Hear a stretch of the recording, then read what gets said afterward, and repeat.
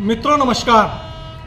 आज चुनावी परिचर्चा में हमारे साथ हैं हर्ष तिवारी जी, युवा कांग्रेस कमेटी के जो है महाराजगंज के जिला अध्यक्ष हैं, और इनसे हम जो है चुनावी परिचर्चा करेंगे। चूँकि अभी युवा हैं और नया जोश नया खरोश है, राजनीति में पदार्पण है, और ये जो है वर्तमान परिवेश में इनसे कुछ चर्चा होगी। आदरणीय तिवारी जी नमस्कार। आप जो है युवा जो है कांग्रेस कमेटी के मेंबर हैं, यहाँ जो है जिला अध्यक्ष के रूप में कार्यरत हैं। वर्तमान में जो है जनपद महाराजगंज में एनडीए की तरफ से जो है एक उम्मीदवार आए हुए हैं, वीरेंद्र चौधरी जी। वीरेंद्र चौधरी जी अभी जो है जनपद में वो ताकत नहीं दिखा पा रहे हैं जो एक चुनाव लड़ने वाले प्रत्याशी के रूप में होना चाहिए, विपक्ष के रूप में होना चाहिए। क्या कारण है और क्या स्थिति रहेगी, चुनाव कैसे लड़ेंगे, कांग्रेस जो है इस पे कैसे जो है स्टैंड लेगी? देखिए, मैं आपकी इस बात से पूरी तरह सहमत हूँ, और हमारे जो इंडिया गठबंधन के प्रत्याशी हैं श्री वीरेंद्र चौधरी जी, वो पूरे दमखम के साथ प्रचार कर रहे हैं, और इंडिया गठबंधन के सभी घटक दल और सभी कार्यकर्ता सभी पार्टियों के जो गठबंधन में हैं वो एकदम जोरों शोर से प्रचार कर रहे हैं। हम ये चुनाव जीतने जा रहे हैं, वीरेंद्र चौधरी जी अगले लोकसभा सांसद बनने जा रहे हैं। ये ऐसे जितनी आसान शब्दों में आपने कहा, लग तो नहीं रहा है। आखिर क्या ऐसा युक्ति आप लोग अपनाएंगे जिसपे जो है चुनाव आप लोग फाइट कर पाएंगे? देखिए, गांव-गांव हमारे जो कार्यकर्ता हैं वो प्रचार कर रहे हैं। लगने की बात है तो प्रचार तंत्र, देखिए हमारे जो प्रत्याशी हैं वो किसान पुत्र हैं, उन्होंने तेल बेचकर पैसा नहीं लाया है। तेल बेच के पैसा लगाना चुनाव में, फिर चुनाव जीत के फिर जनता का तेल निकालना, ये हमारे प्रत्याशी का काम नहीं है। अब जो तेल बेचे हैं, जिन पार्टियों को वो कंपनियां चंदा दी हैं जो गोमांस बेचती हैं, उन पार्टियों से हम पैसे में वो नहीं कर पाएंगे। लेकिन ये कहना कि हम प्रचार नहीं कर रहे हैं बिल्कुल गलत है। हजारों लाखों कार्यकर्ता इंडिया गठबंधन के लगे हुए हैं, और हमारे प्रत्याशी आज उनका 9 में दिन भर शेड्यूल था और पूरी लोकसभा घूम रहे हैं। इसमें कोई दो राय नहीं है कि हमारा प्रत्याशी जो है दमखम से चुनाव नहीं लड़ रहा है। अच्छा, जो है भारतीय जनता पार्टी के पंकज चौधरी के संदर्भ में कहा जाता है कि ये यहाँ काफ़ी लंबे समय से कार्य करते हैं, और यहाँ जो है मृदुभाषी हैं, काफ़ी लंबे समय से यहाँ राजनीतिक अनुभव है। ऐसे में ऐसे प्रत्याशी के सापेक्ष कैसे आप लोग खड़े होंगे? देखिए, मृदुभाषी होना कोई राजनीतिक क्वालिटी नहीं है। आप सांसद बनते हैं मीठा बोलने के लिए नहीं बनते हैं, आप सांसद बनते हैं जनता का काम करने के लिए, जिले का विकास करने के लिए, अपने लोकसभा का विकास करने के लिए।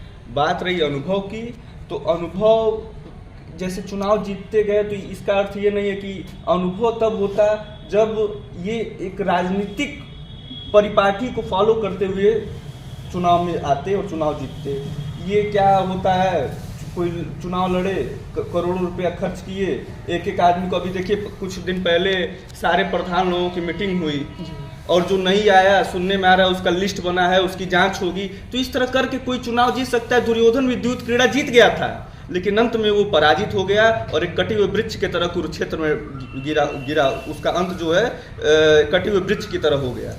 अच्छा, आपने जो अभी चर्चा किया है कि प्रधानों को कसम दिलाई गई, चर्चा में आया था कि होली के पूर्व संध्या पर जनपद भर के किसान जो है सांसद जी के वहाँ गए हुए थे। मैं उसी की बात कर रहा हूँ, उसी की चर्चा कर रहे हैं। तो वहाँ तो ग्राम प्रधानों को शपथ भी दिलाई गई जो है कि चुनाव प्रचार करने के लिए और वोट दिलाने के लिए।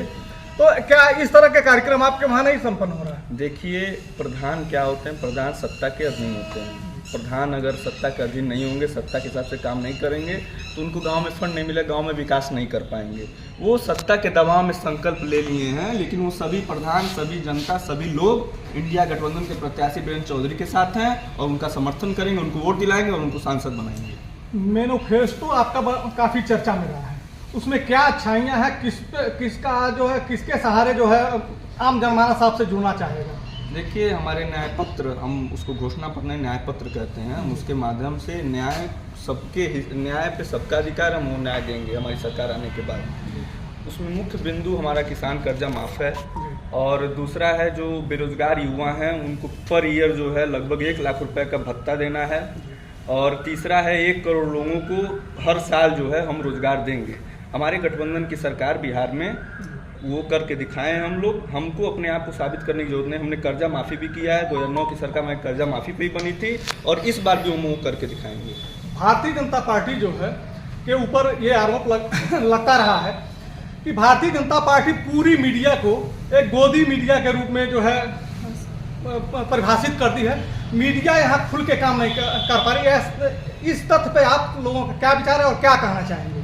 देखिए, मैं पूरी मीडिया को कुछ नहीं कहना चाहूँगा, लेकिन कुछ मीडिया कर्मी ऐसे हैं जो कुछ पक्षपात कर रहे हैं, जनता के मुद्दों को नहीं उठा रहे हैं। लेकिन मैं ऐसे इस असंवेदनशील वक्त में जो है, मैं किसी पे वो नहीं करना चाहता हूँ कि मीडिया खराब है। ये अब जनता का कर्तव्य है कि वो देश में लोकतंत्र को जिंदा रखने के लिए इंडिया गठबंधन को सपोर्ट करे।